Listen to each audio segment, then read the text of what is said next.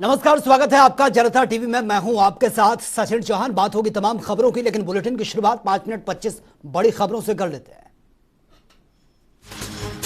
अलीगढ़ में अज्ञात युवक की लाश मिलने से इलाके में सनसनी। युवक की जेब से सल्फास की मिली है गोलियां। मौके पर पुलिस बल भी पहुंची है, फॉरेंसिक टीम भी रही मौजूद। एसपी अनुराग आर्य ने कहा शिनाख्त के बाद कार्रवाई होगी। अमेठी में मोहनगंज कोतवाली क्षेत्र से गायब युवक की नहर में मिली है लाश। पुलिस ने शव को कब्जे में लेकर शुरू की आगे की जांच पड़ताल। लखनऊ के ठाकुरगंज क्षेत्र में स्कूटी पर सवार होकर 3 युवकों का खुलेआम शराब पीते हुए वीडियो सोशल मीडिया पर वायरल। तेज रफ्तार स्कूटी पर शराब पी रहे थे युवक, लोगों ने वीडियो बनाकर वायरल किया। गाजीपुर में स्वाट और सर्विलांस टीम के साथ दुल्हरपुर पुलिस ने परीक्षा माफिया समेत 12 मुन्ना भाइयों को गिरफ्तार किया। उन्नाव के पूर्वा कोतवाली क्षेत्र में संदिग्ध परिस्थितियों में बेड पे गला रेत कर महिला का शव मिला। महिला की मौत से इलाके में मचा हड़कंप। मौके पर पहुंची पुलिस जांच पड़ताल में जुटी। संत कबीरनगर जिले में बड़ा सड़क हादसा। रास्ते में अज्ञात वाहन ने परीक्षार्थी को रौंदा। वाहन चालक परीक्षार्थी हमीरुल्लाह की दर्दनाक मौत। 2 मित्र परीक्षार्थी गंभीर रूप से घायल। जांच पड़ताल में जुटी पुलिस। हजरतगंज लखनऊ के बाद अब हरदोई में अश्लीलता का वीडियो सोशल मीडिया पर वायरल।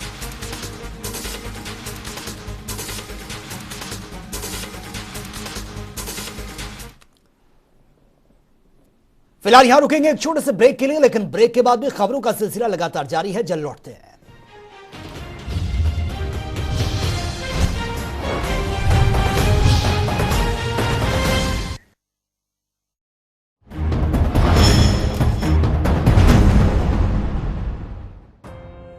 प्राकृतिक सौंदर्य से भरपूर भारत का मणिपुर राज्य पर्यटकों के लिए सबसे पसंदीदा जगह माना जाता है।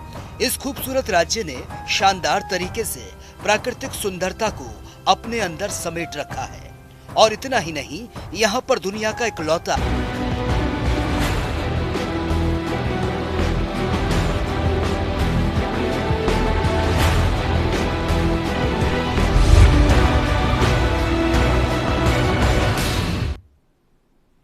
ब्रेक के बाद खबरों में आपका एक बार फिर से स्वागत है। यूपी विधानसभा के बजट सत्र का आज दूसरा दिन है। आपको बता दें कि सीएम योगी ने पूर्व विधायकों के निधन पर दुख व्यक्त करते हुए उनको श्रद्धांजलि दी और वहीं सपा अध्यक्ष अखिलेश यादव ने भी अपनी शोक संवेदना व्यक्त की है।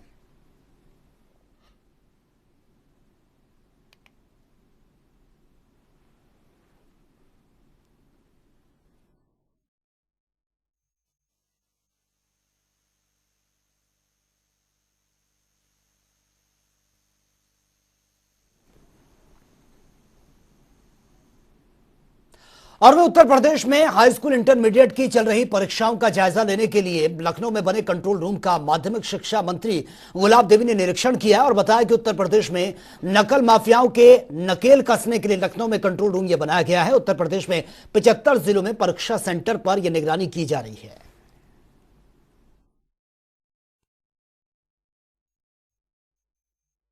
यहाँ हमने निरीक्षण किया है, यहाँ बहुत अच्छी व्यवस्था है। प्रत्येक मंडल के प्रत्येक जिले में और जिले के प्रत्येक विद्यालय में हमने देखा है, सब एकदम अच्छी व्यवस्था है। यहाँ पर यहाँ तक की व्यवस्था है कि अगर बच्चे आपस में भी बात करेंगे, वो भी इनके कानों में ऐसे यंत्र लगे हुए हैं कि वो पता लग जाएगी कौन बच्चा क्या पूछ रहा है। बहुत पारदर्शी व्यवस्था है जिसमें कोई बच्चा नकल कर नहीं सकता। पहले की और इस बार क्या कुछ बेहतर व्यवस्था की गई है? देखो, इस बार हमारे पहले की अपेक्षा 6 लाख से अधिक हमारे विद्यार्थी बैठे हैं परीक्षा में। 6 लाख से अधिक इस समय इस बार हमारे बैठे हैं 58,65,745 58,85,745 हमारे विद्यार्थी बैठे हैं, और हाई स्कूल के और इंटर के दोनों को मिलाकर।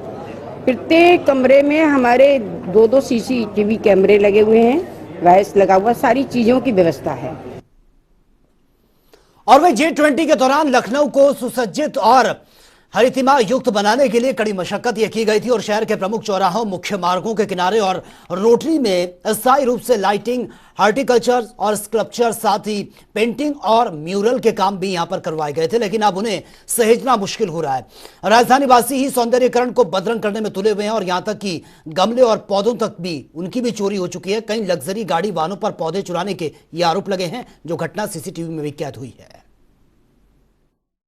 लखनऊ में इन्वेस्टर समिट और G20 के दौरान पार्कों, सड़कों और जो है ऐतिहासिक इमारतों का सौंदर्यीकरण कराया गया था। उसके लिए जगह गमले रखे गए, तमाम तरह के म्यूरल्स बनाए गए, लेकिन अब देखा जा रहा है जैसे फंक्शन समाप्त हुआ, अब धीरे धीरे सब गंदगी होने लगी, तमाम गमले चोरी होने लगे। इसको लेकर के मंडलायुक्त जो है डॉक्टर रौशन जैकब ने कहा है कि अब LDA और जो है नगर निगम, ये दोनों मिल करके सेक्टर वाइज तैयार करें कर्मचारियों की टीम, और जिसमें जो है माली भी होंगे, इलेक्ट्रीशियन भी होंगे और सुपरवाइजर होंगे।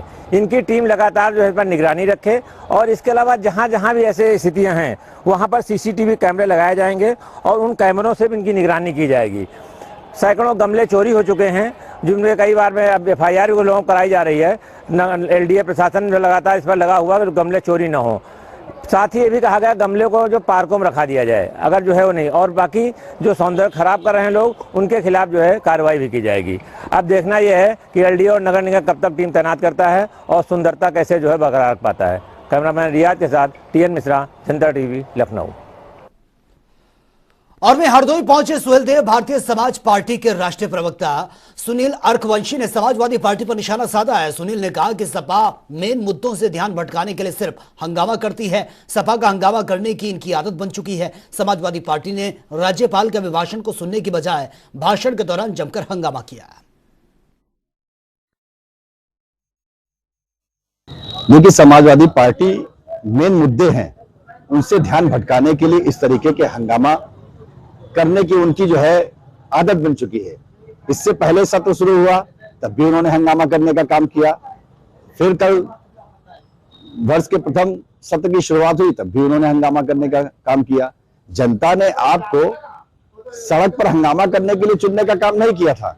जनता ने आपको सदन में इसलिए भेजा कि आप उनके मूलभूत मुद्दे जो हैं उनकी आवाज वहां पर उठाने का काम करें। मगर समाजवादी पार्टी मूलभूत मुद्दों से भटकाना चाहती है, ना उसको न्याय समिति की रिपोर्ट को लागू कराने के ऊपर बोलने का काम करेगी, ना बेरोजगारी पर बोलने का काम करेगी, ना महंगाई पर बात करने का काम करेगी। सिर्फ और सिर्फ हंगामा करना ही उनका मकसद होता है और वो इस काम में आगे रहते हैं। और वे कासगंज की जेल में बंद अब्बास अंसारी की मुश्किलें कम होने का नाम नहीं ले रही हैं। असल में DG जेल के निर्देश पर कासगंज जेल में 5 बॉडी बोन और एक ड्रोन कैमरे वहां पर भेजे गए हैं, क्योंकि कासगंज जेल में बंद माफिया डॉन मुख्तार अंसारी के विधायक बेटे अब्बास अंसारी की सुरक्षा और भी ज्यादा पुख्ता यहां पर कर दी गई है। और शिफ्ट के अनुसार अब्बास अंसारी की बारक में ड्यूटी पर लगे 2 से बंदी रक्षक बॉडी बॉन कैमरे पहनकर वो रहे हैं। DG सर के आदेश से एक drone camera, 5 body worn camera दिया गया है। ड्रोन कैमरे से और बॉडी वार्न कैमरे से अब्बास अंसारी की सतत निगरानी की जा रही है। बाकी हमारा CCTV सर्विलांस सिस्टम है, वो भी लगातार उससे निगरानी की जा रही है। सब जो बंदी रक्षक रोस्टर हैं कितने दिन बाद चेंज किया जाएंगे? 1 महीने 30 दिन के लिए। और सर, अब तक के अब्बास अंसारी की मिलाई के लिए कोई मुलाकात हुई किसी से? नहीं, अभी तक कोई नहीं। सर, वो खाने में क्या पसंद कर रहे हैं आजकल? खाने में सामान्य जो पाकशाला में भोजन बन रहा है और वो सीधे पाकशाला के बंदी रक्षक द्वारा उनके अहाते के हेडवार्डर को सौंप दिया जा रहा है। और वहीं पूर्वांचल के माफिया मुख्तार अंसारी के बेटे विधायक अब्बास अंसारी को इलाहाबाद हाई कोर्ट से भी बड़ा झटका लगा है। मुख्तार अंसारी के बेटे अब्बास अंसारी की तरफ से मऊ में अवैध ढंग से बनाए गए मकान को गिराने को रोकने के लिए इलाहाबाद हाई कोर्ट में याचिका यह खारिज कर दी गई है। और जाहिर है कि इस अब्बास अंसारी के मकान गिराए जाने का रास्ता अब खुल गया है।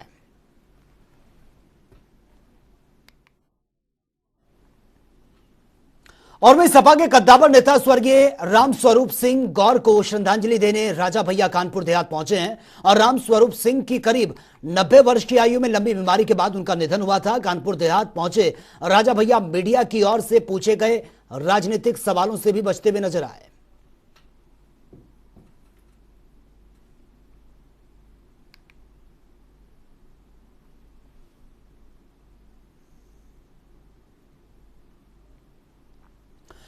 और वह मुख्यमंत्री पुष्कर सिंह धामी की अध्यक्षता में सचिवालय स्थित वीर चंद्र सिंह गढ़वाली सभागार में चारधाम यात्रा की तैयारियों के साथ यह बैठक हुई है।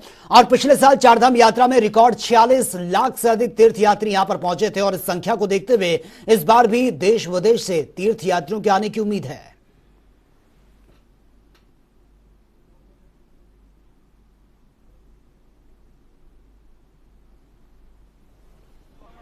तो चारधाम यात्रा को लेकर यह बैठक की गई है और उम्मीद है कि इस बार भी भारी तादाद में तीर्थयात्री चारधाम यात्रा का रुख करेंगे।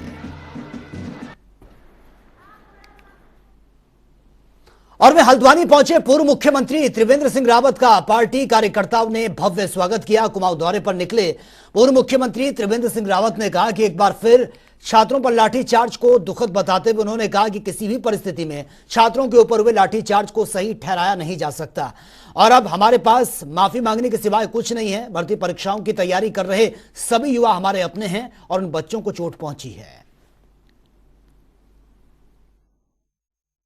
अब देखिए, ऐसा है कि लाठीचार्ज हो गया, उसको उचित तो नहीं ठहराया जा सकता, फिर माफी मांगने के सिवाय और क्या किया जा सकता है। हमारे बच्चे हैं, छोटे बच्चे हैं, अपनी तैयारी कर रहे हैं, तो उन बच्चों को थोड़ा सा, उन बच्चों को जो चोट पहुंची है, थोड़ा सा तो मरहम लगाया जा सकता है ना।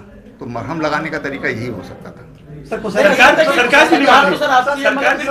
पे लाठीचार्ज हुई, सरकार अपनी गलती नहीं मानी है, प्रशासन ने कोई कार्रवाई नहीं हुई। सरकार का हिस्सा है। ऐसा है कि लाठीचार्ज अपने स्तर पर दरोगा ने कर दी या एसएसपी ने कर दी या किसी और ने कराई, ये सब जांच के विषय है। और वह उत्तराखंड में कैबिनेट मंत्री गणेश जोशी के बयान पर सियासत गर्मा गई है। कांग्रेस ने गणेश जोशी के खिलाफ प्रदेश भर में विरोध प्रदर्शन किया। राजधानी देहरादून में कांग्रेस प्रदेश अध्यक्ष करण माहरा के नेतृत्व में कांग्रेसियों ने गणेश जोशी का पुतला दहन कर जमकर नारेबाजी की है। कांग्रेस प्रदेश अध्यक्ष करण माहरा ने गणेश जोशी पर हमला करते हुए कहा कि गणेश जोशी कभी स्वर्गीय राजीव गांधी और इंदिरा गांधी जी पर विवादित बयान देते थे।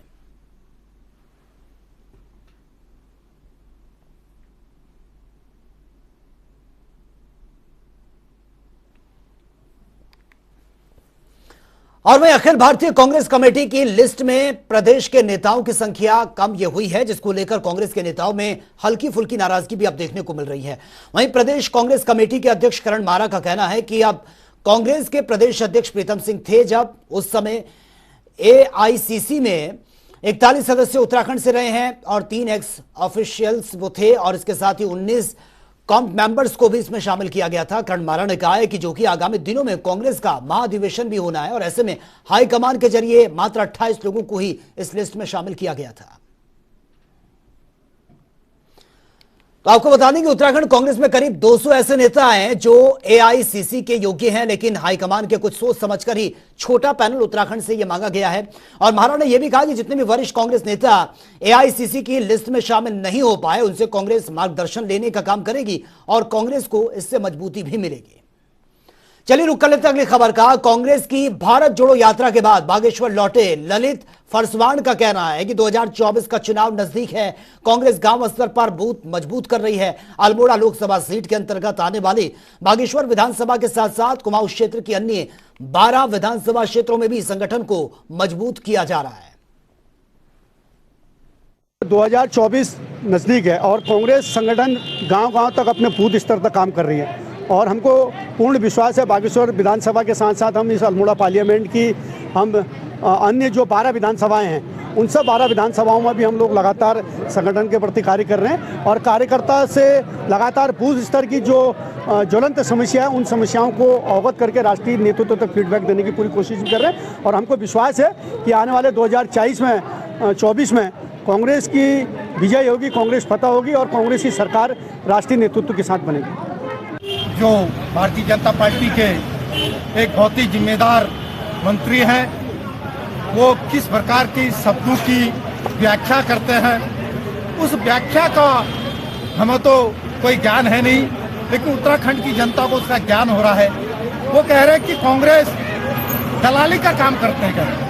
मैं पूछना चाह रहा हूँ इन्हीं मंत्री जी से कि जो नौकरियां बिगड़ी, जो आज बच्चों के साथ जो धोखा हो रहा है, जो डिग्रियां बिगड़ी, जो 50-50 लाख में नौकरियां मिलती, ये दलाली में कौन लिपते हैं? इसका उत्तर दीजिए। नौकरी बेचने वाले जेल से बाहर हैं और जो बच्चे हैं जो अपने लिए नौकरी मांग रहे हैं वो जेल में है। ये ऐसी सरकार कभी नहीं आई, ये भारत देश में, हिंदुस्तान में कभी ऐसी सरकार नहीं आई। और वे रामनगर में कांग्रेस कार्यकर्ताओं ने कैबिनेट मंत्री गणेश जोशी के खिलाफ प्रदर्शन और नारेबाजी करते हुए लखनपुर चुंगी पर उनका पुतला दहन किया है। कांग्रेस के वरिष्ठ नेता एवं पूर्व विधायक रणजीत सिंह रावत ने कहा कि कैबिनेट मंत्री गणेश जोशी के जरिए कांग्रेस के खिलाफ जो बयानबाजी की गई है वो काफी शर्मनाक है। उन्होंने कहा कि अब चाहे केंद्र सरकार हो या फिर बीजेपी शासित राज्य सरकार हो, सभी अडानी की दलाली में खामोश बैठे हैं। जिस तरह से गणेश जोशी जो उत्तराखंड सरकार में कैबिनेट मंत्री हैं, उन्होंने कल कांग्रेस के खिलाफ एक शर्मनाक बयान दिया है, उसके विरोध में प्रदेश कांग्रेस के आह्वान पर आज पूरे प्रदेश में हम कांग्रेस के लोग अपना विरोध जता रहे हैं और जो है गणेश जोशी का इस्तीफा मांग रहे हैं और उन विरोध में हमने उनका पुतला फूंका है। और जो शब्द कांग्रेस के बारे में उन्होंने कहे हैं उस पर आज पूरी की पूरी भाजपा खुद जो है चिंतार्थ हो रही है, क्योंकि 10 लाख करोड़ से ज़्यादा रुपया शेयर मार्केट में अडानी कांड में देश के लोगों का और विदेशों का डूब गया है, इन्वेस्टरों का डूब गया है। इसके बाद भी पूरी भारतीय जनता पार्टी और उसकी चाहे केंद्र की सरकारें हों चाहे प्रदेश की सरकारें हों, वो अडानी की दलाली में लगी हुई हैं। और वे हल्द्वानी में कांग्रेस कार्यकर्ताओं ने एक बार फिर से कैबिनेट मंत्री गणेश जोशी का पुतला दहन किया। आपको बता दें कि राजीव गांधी और इंदिरा गांधी के बलिदान की घटना को करार देने के बाद जहां कांग्रेस कार्यकर्ताओं ने जमकर इसमें प्रदर्शन किया था, तो वहीं एक बार फिर से कांग्रेस के लिए अभद्र टिप्पणी का आरोप लगाते हुए कार्यकर्ताओं ने जमकर इस पर नारेबाजी की है। कैबिनेट मंत्री गणेश जोशी का पुतला दहन किया गया और जमकर विरोध इस पर जताया गया है। देखिए, गणेश जोशी का पुतला हमने इससे पहले भी फूंका था और गणेश जोशी जी जो हैं कि अपनी जो बयानबाजी है उससे बाज नहीं आ रहे हैं। इनके संस्कार, इनका चरित्र ही लगता है कि कुछ इस तरीके का है कि जो नकारात्मक बातें करके जो समाज में उन्माद फैलाने का काम करते हैं। और जिस तरीके से गणेश जोशी ने हमारे कांग्रेस पार्टी के लिए जो अभद्र भाषा का प्रयोग किया है, उनको पता होना चाहिए ये कांग्रेस पार्टी वो कांग्रेस पार्टी है जिन्होंने इस देश को आज़ाद कराने में जिनके लोगों ने बलिदान दिया है, स्वतंत्रता सेनानियों की ये पार्टी रही है। और आज उसको इस तरीके के शब्द कहना, गणेश जोशी को थोड़ी सी शर्म आनी चाहिए। और इतने बड़े पद में बैठे हुए हैं तो मैं चाहूँगा कि धामी जी इनसे तुरंत अपना इस्तीफा मांगे, अन्यथा जिसे कहते हैं कि जो ये मंत्री हैं इनका जगह जगह पर ऐसा ही विरोध किया जाएगा। और वह मोहसिन रजा ने हज यात्रियों के लिए पासपोर्ट रिन्यूअल को लेकर यह कहा है कि समस्या को जल्द ही खत्म कर दिया जाएगा और साथ ही उन्होंने यह भी कहा कि हजारों हज यात्रियों की समस्या को हम दूर करने में लगे हुए हैं। मोहसिन रजा ने जानकारी देते हुए कहा कि इस साल हज यात्रा में 12 साल तक के बच्चे हज के लिए वो नहीं जा पाएंगे और इन सब मुद्दों को लेकर मोहसिन रजा से जनता टीवी ने खास बातचीत भी की है, वो सुन लेते हैं।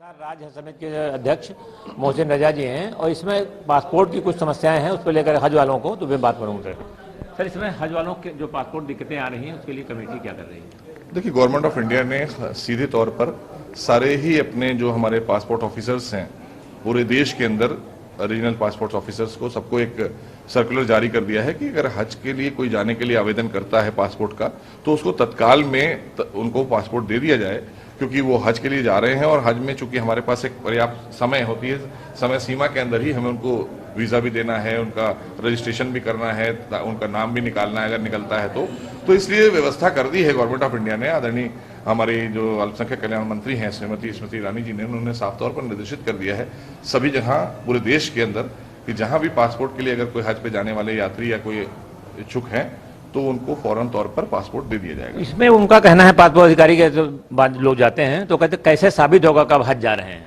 नहीं, ये कोई पत्र ऐसा कोई पैरामीटर नहीं है। अगर वो पूछ रहे हैं तो अगर हमसे कोई पूछेगा तो हम उनको लिखकर दे सकते हैं, अगर हमारे हज कमेटी से पूछेगा तो लिखकर दे सकते हैं कि ये आवेदन जो कर रहे हैं ये हज के ही लिए जाना चाहते हैं और वो हमारे यहाँ रजिस्ट्रेशन जब कराने आते हैं तो पासपोर्ट नंबर मांगा जाता है, तो बगैर पासपोर्ट नंबर के वो हज का आवेदन ही नहीं कर सकते। तो इसलिए हम इस बात को भी क्लियर कर देंगे, अगर ऐसी कोई बात आ रही है, ऐसी कोई भ्रांति है तो उसको भी साफ कर देंगे। ऑनलाइन की डेट शायद जो है 10 मार्च है और आपके यहाँ लास्ट डेट 10 मार्च है और ऑनलाइन में 10 मार्च के बाद ही अपॉइंटमेंट मिल रहा है।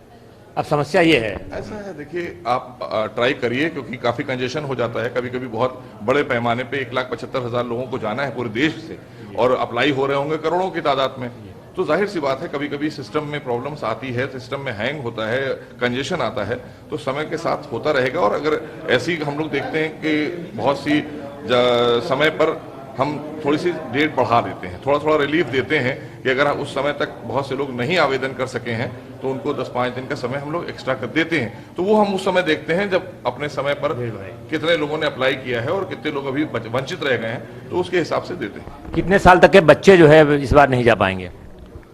ये सऊदी अरब सरकार का आपकी एक हम लोगों को, गवर्नमेंट ऑफ इंडिया को और सभी पूरे दुनिया भर के देशों को उनका एक सर्कुलर आया है कि 12 साल से कम आयु के बच्चे स्वास्थ्य सेवा और सुरक्षा के मद्देनजर उनको इस बार नहीं जाने दिया जाएगा, जो 12 साल से कम के बच्चे हैं। तो इसीलिए हम लोगों ने भी अपने पूरे देश में बता दिया है और प्रदेश में भी बता दिया है, गवर्नमेंट ऑफ इंडिया की तरफ से भी, हज कमेटी ऑफ इंडिया की तरफ से भी, उत्तर प्रदेश राज्य हज कमेटी की तरफ से भी, कि जो भी लोग अपने बच्चों को लेकर जाना चाहते हैं तो वो उनका आवेदन ना करें। 12 साल से कम के बच्चों को इस बार हज पर जाने की अनुमति नहीं। एक सवाल और है, क्या ऐसा नोडल अधिकारी नियुक्त करेंगे जो लोगों की मदद करे वहां पे हज समिति में? बिल्कुल भी करेंगे। जिस तरह से खादिमुल हुज्जाज जाया करते थे, हमने उत्तर प्रदेश में आदरणीय योगी सरकार में खादिमुल हुज्जाज की व्यवस्था कर दी है कि जो लोग सेवा भाव से जाना चाहते हैं, उसमें एक बड़ी अच्छी बात और करी है कि जो हमारी तमाम महिलाएं जाती हैं, माताएं बहनें जाती हैं, उनको लेकर महिलाएं नहीं भेजते थे खादिमुल हुज्जाज में, तो हम लोग महिलाओं को भी अब के स्थान दे रहे हैं। खादिमुल हुज्जाज में जो आवेदन करेंगी उनको भी हम प्राथमिकता देंगे कि ताकि वो जाएं और दिव्यांगजन, बुजुर्ग लोग और हमारी महिलाओं को प्राथमिकता दी जाएगी। हज में जो हम लोग अभी वो करेंगे, इसका जो रजिस्ट्रेशन के बाद एक लॉटरी सिस्टम करेंगे, उसमें प्राथमिकता उनको दी जाएगी और उनके सुरक्षा और व्यवस्था के लिए, वहाँ बेहतर व्यवस्था के लिए एक जो हमारे खादिमुल हुज्जाज जाएंगे उसमें हम उनके ऊपर एक डायरेक्टर लेवल का अधिकारी भी भेजेंगे। और अभी हम लोग भी जाएंगे सऊदी अरब, जाकर वहाँ व्यवस्था देख कर आएंगे कि पिछले साल से और बेहतर व्यवस्था कैसे हो सकती है। ठीक, थैंक यू। तो ये थे मोहसिन रजा जी, इन्होंने बताया कि हज वालों को जो भी असुविधाएं हैं उसके लिए पूरा ध्यान रखा जाएगा और जो अगर पासपोर्ट में दिक्कत आ रही है उसके लिए बात की जाएगी। और सेंट्रल गवर्नमेंट ऑलरेडी जो है स्मृति ईरानी जी ने आदेश जारी कर रखा है और हज कमेटी में अगर वो जाते हैं तो वहाँ भी उनके जो मदद के लिए लोग तत्पर हैं। कैमरामैन रियाज के साथ TN मिश्रा, जनता TV, लखनऊ।